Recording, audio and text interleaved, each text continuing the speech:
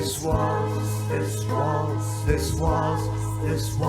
with its very own breath of brandy and death, dragging its tail in the sea.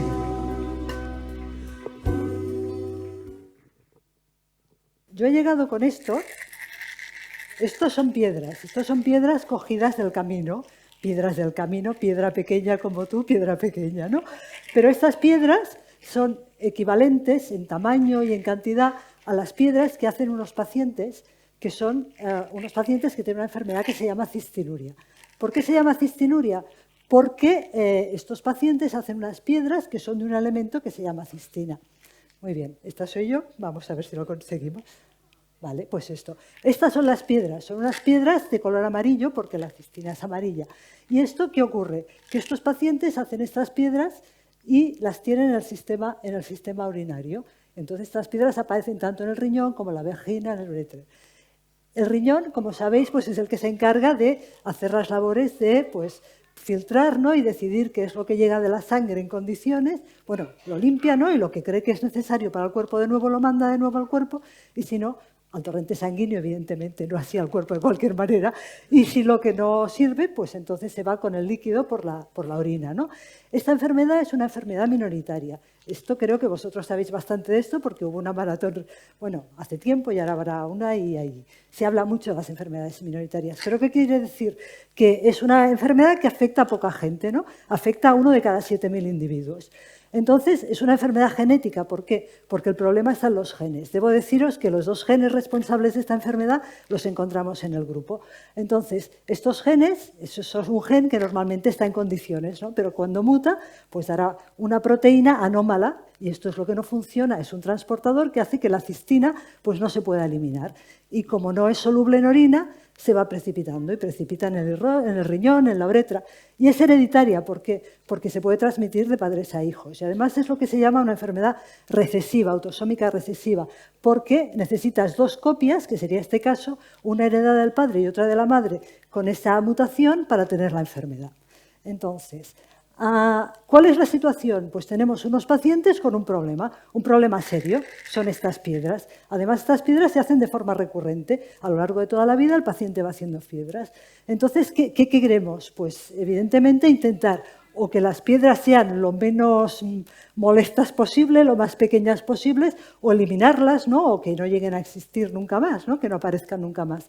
Para esto, una solución sería, pues vamos a diluir la orina, ¿no? Y para eso, ¿qué tendríamos que hacer? Tomar pues, litros de agua, pero los litros de agua tendría que ser como 5 litros y medio de agua al día. ¿Os imagináis la situación? Eternamente sentados en el váter, sondados y tomando agua. O sea, esto es inviable de todas. Otra cosa que se hace es controlar la ingesta, ¿no? Porque, claro, pues hay elementos que tienen más o menos cistina y conviene que tomen poca. Pero esto tampoco resuelve grandemente el asunto.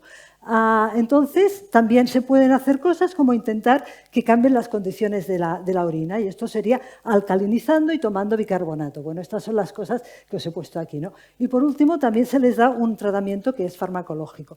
Pero esos tratamientos no son los tratamientos eficientes, y entonces lo que tenemos son situaciones en que los individuos van haciendo recurrentemente estas piedras de cistina, ¿no? Y tienen que acabar siendo intervenidos, porque todos hemos oído hablar de piedras. Y todos sabemos que tenemos un padre, un abuelo, un tío, alguno mismo que ha sufrido pues, un ataque de piedras, ¿no? Pero no son esas piedras, estas son de cistina, que no se disuelven. Las otras son de oxalato cálcico y con mucho esfuerzo y dificultad muchas veces se puede sacar por la orina. Ahí está la diferencia. Entonces estos individuos lo que van a tener en última instancia será un fallo renal, ¿no? Por tantas intervenciones que puede acabar en diálisis e incluso puede acabar con trasplante. Entonces, ¿qué tenemos que hacer? Intentar resolver esto, ¿no? Y uno de los métodos que nosotros y otros investigadores utilizan para esto es utilizar modelos animales. Alguna de mis compañeras ya ha hablado de esto de los modelos animales. Nosotros utilizamos ratones y entonces, bueno, este músculos, que es como se llama en latín, nos está diciendo, nos utilizan en la investigación ¿para qué? Pues para cubrir unas necesidades que sería intentar entender la fisiopatología de las enfermedades, después buscar nuevos tratamientos y buscar biomarcadores que nos indiquen que, bueno, que realmente tenemos ese problema, ¿no? Entonces, esto nosotros en el laboratorio lo hemos hecho para esta enfermedad y para otras tantas. La cuestión es que nosotros hemos generado este modelo de ratón para cistinuria, este es el modelo, que nosotros somos capaces de distinguir los ratones, ¿no? Y estos ratones reproducen o mimetizan el fenotipo, las características de la enfermedad, y nosotros lo que hemos estado haciendo durante mucho tiempo es intentando estudiar cómo se modula, o sea, que cómo conseguimos que o se hagan menos piedras o qué factores están interviniendo en todo esto, ¿no? Y los factores son tanto pues, genéticos, que por supuesto pues, serán las proteínas que están implicadas, metabolitos, lo que venga de la dieta y todas estas cosas. O sea que hay un montón de características que hay que tener en cuenta, ¿no? Nosotros lo que hemos conseguido, no os asustéis, yo os lo explico, es finalmente, y después de mucho trabajo y tiempo con problemas de estos de financiación, en fin, de todo, lo que le pasa a todo hijo de vecino, lo que hemos conseguido es un biomarcador y un tratamiento. Esto en ratones, pero en ratones está bien porque es la fase previa para después, si esto funciona, hacer los ensayos oportunos en humanos y pasarlo a humanos y darle solución a la enfermedad, ¿no? En este caso, un biomarcador que es ni más ni menos que algo que te permite distinguir, o sea, tú encuentras unas moléculas o algo que puedes medir que te permite distinguir, en este caso, entre animales que tengan piedras y animales que no las tengan, ¿no? Entonces, los biomarcadores para funcionar tienen que ser pues, lo que se llama muy sensibles y específicos. Esto es un tipo de curva que nos habla sobre este tipo de marcador, ¿no? Y lo que es interesante es que el área debajo de esta recta, ¿no? Digo, de esta línea, perdón, realmente sea un valor próximo a 1. Este es de 0,8, quiere decir que el biomarcador es bueno. O sea, nosotros tenemos una forma de distinguir ratones que harán piedra de ratones que no harán piedra mirando este biomarcador, en concreto en orina. También se podría mirar en plasma, pero lo miramos en orina. Y, por otra parte, tenemos un tratamiento, aquí mirar, tenemos individuos que han sido control y individuos que han sido tratados con una molécula que nosotros encontramos a partir de encontrar un gen que era modulador, bueno, toda una historia larga, ¿no? Y con eso tenemos animales, tanto machos y hembras, hacemos las divisiones, o sea, estudiamos siempre machos y hembras porque, como sabéis, machos y hembras pues tenemos unas características que no todos somos iguales, ¿no? Para bien de todos, si no esto sería muy aburrido. Y entonces estudiamos machos y hembras y tenemos un grupo de no tratados.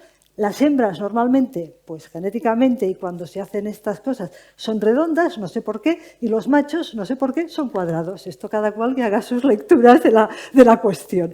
Pero en cualquier caso, este sería el grupo de animales que no ha sido tratado, esto es, animales a lo largo del tiempo, Wemming quiere decir del destete, o sea, aparecen los animales y empezamos a tratarlos, ¿no? Y este grupo no ha sido tratado, vemos que hay más animales que tienen piedras, tanto machos como hembras, que si nosotros los tratamos. Y por otra parte, tenemos estas gráficas, empiezan más tarde, lo cual quiere decir que hemos retrasado la aparición de piedras.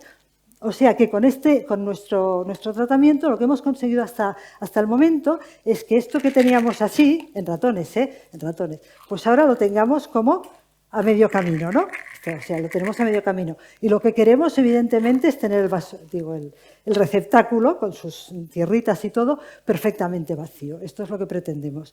Y esto es lo que esperamos hacer. Evidentemente, como os he dicho, después la cosa será esto. No sé por qué me he ido para atrás, perdonad. La cosa será intentar pasar esto a hacer los ensayos clínicos oportunos, pasarlo a pacientes y resolver la cistinuria. Evidentemente, tengo que deciros que nosotros estamos intentando aumentar la dosis en ratones para ver si realmente esto que hemos conseguido, un 50% menos de ratones y retrasar la aparición de piedras, pues acaba siendo mucho, mucho mejor y conseguimos no tener piedras, por ejemplo. Pues nada, estos son los que éramos, ahora somos muchos menos porque la vida nos está castigando, pero es igual, nosotros perseveraremos y conseguiremos tener este pote vacío. Muchas gracias.